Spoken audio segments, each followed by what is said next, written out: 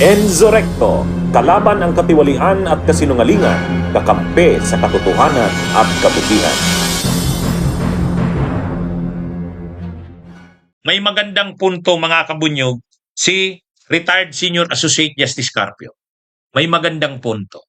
Sabi ni Retired Senior Associate Justice Carpio, may problemang malaki yung final nila Torni Torion sa Korte Suprema. Ano ang pinakamalaking problema?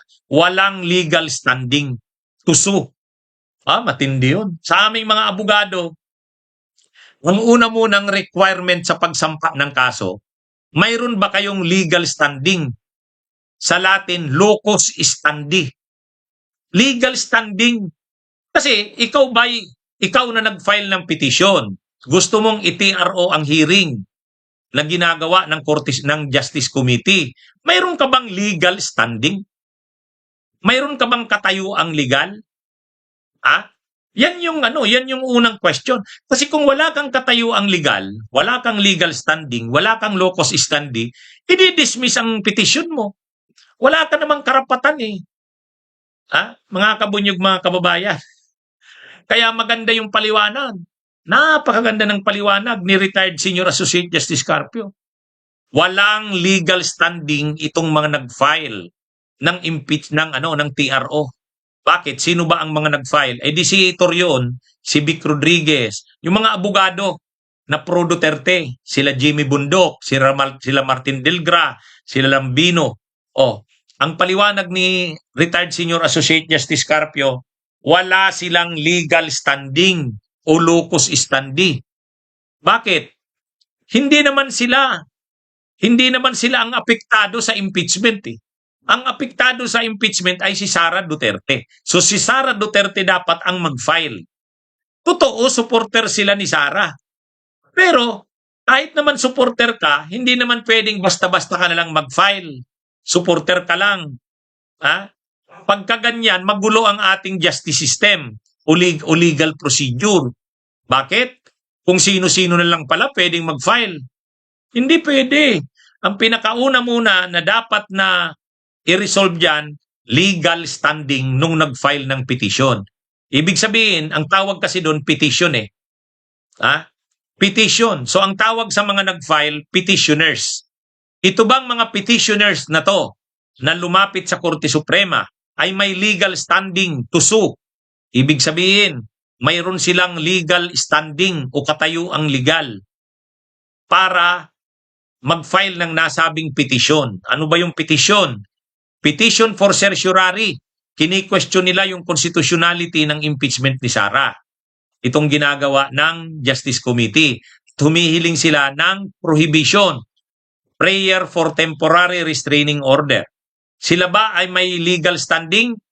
Ang opinion ni Retired Senior Associate Justice Carpio, wala. Kasi ano naman ang nila? Supporters lang kayo ni Sara Duterte. Ang dapat na mag-file si Sara Duterte. Ibig sabihin, tulungan nila si Sara. Sila yung gagawa ng petition, pero ang petitioner doon, Sara Duterte. Papirmahin nila si Sara Duterte. Yung nakapirma kasi doon sila hindi naman si Sara eh. Ang ini-invoke nila, taxpayers. Ang ini-invoke nila kasi taxpayers daw sila. Ano naman kinalaman ng pagiging taxpayer nila doon sa kaso? Hindi naman masyadong, alam nyo, yung mga taxpayer suit na yan, yung ini-invoke mo, yung pagiging taxpayer mo, pinapayagan niya ng Korte Suprema o ng Korte in certain instances. Pero hindi sa lahat ng pagkakataon. Kailangan mong i-justify yon. Anong koneksyon ng pagiging taxpayer mo dito sa petition na to? Ang layo. Ang layo, mga kabunyog. Kaya sabi ni Retired Senior Associate Justice Carpio, malaki ang posibilidad nito, i-dismiss yan on the ground ng lack of legal standing. Walang legal standing, walang capacity to sue itong mga nag-file. Kasi nga, ang mga petitioners lumalabas, sila Torion, sila Attorney Delgra, Attorney Lambino, Attorney Vic Rodriguez, yung mga abogado na pro Duterte. Mabuti pa kung ang nag-file ng petition ang gumawa ng petisyon ay mga abogado ni Sara. Pero papapirmahin pa rin si Sara doon kasi ang lalabas noon, ang petitioner dapat si Sara Duterte. Ang dapat kasing ginawa nila doon, okay na sila na lang yung gumawa ng petisyon, papirmahin nila si Sara. So lalabas ang petitioner, si Sara. Sila lang yung mga abogado ni Sara. Pwede yun. Ay dito ang nangyari, sila mismo ang petitioners yung mga abogado Ha? Bakit ganun ang ginawa nila? Gusto nilang palabasin na si Sara walang pakialam dito sa petition na to. Ay di ba? Sinasabi ni Sara wala daw siyang alam. Wala daw siyang alam diyan sa petition na yun. Kunwari pang walang alam. Ay di ba kasi ang laging sinasabi ni Sara, wala daw siyang oras para sa impeachment na yan. Kaya hindi na daw siya diyan nakikialam, bahala na daw yan. Sus naman. Maniniwala ba kayo na walang alam si Sara Duterte diyan sa final na yan, nila Attorney Torion? May alam siya diyan. Kaya lang, dumidistansya siya. Kunwari, sa kanya, hindi importante yung impeachment na yan. Kunwari, kay Sara Duterte, ang focus niya daw sa problema ng bayan. Kaya daw yung impeachment na yan, hindi niya daw yung binibigyan ng pansin. Sos, kunwari lang. Ang totoo, paranta na sila dyan O kaya lang, ang malaking pagkakamali dyan ng kampo ni Sara, hindi siya ang nag-file ng petisyon. Ang nag-file ng petisyon ay sila Torion. O sabi ni retired Senior Associate Justice Carpio, walang legal standing yan. Sino sila para mag-file ng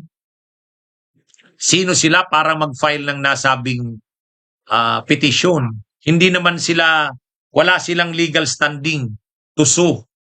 Kaya sabi ni Carpio, madidismiss yan. Malaki ang posibilidad madidismiss yan. Kasi ang dapat na nagpa-file niyan, si Sara mismo. Si Sara mismo. Di bali sana ang gumawa ng petition yung mga abogado.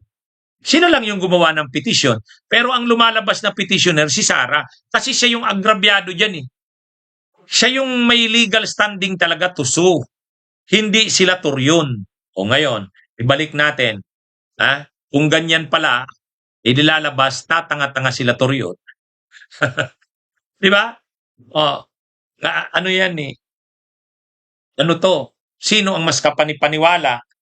Si retired Senior Associate Justice Carpio o si Israelito Torion? Ang layo naman yata. Ang layo naman yatang ipagkumpara. Actually kasi, mas dapat talaga si Sara ang nag-file ng petisyon. Kasi siya yung agrabyado Kaya lang, ang drama kasi ni Sara, una, hindi daw sa kanya importante ang impeachment na yan. Hindi niya na daw yung pinapansin. Pangalawa, yung mga tao niya daw, nagpa-file ng petisyon sa Korte Suprema, hindi niya rin daw yan alam. Bahala na daw sila dyan. Di ba? Mga drama ni Sara yan Kaya lang, ang lumalabas ngayon, nag-file ng impeachment, ay ng petisyon, itong sila Torion. Kaya sabi naman ni retired Senior Associate Justice Carpio, hindi kayo ang dapat nag-file. Ang dapat na nag-file niyan, si Sara Duterte. Di ba? Siya ang may legal standing to sue. Anyway, maganda yung punto na yan ni retired Senior Associate Justice Carpio. Bunyog, halikan na kasama ka. Bunyog, kapag buklod ay may pag-asa. Luzon, Visayas, Mindanao, isa ang pananaw.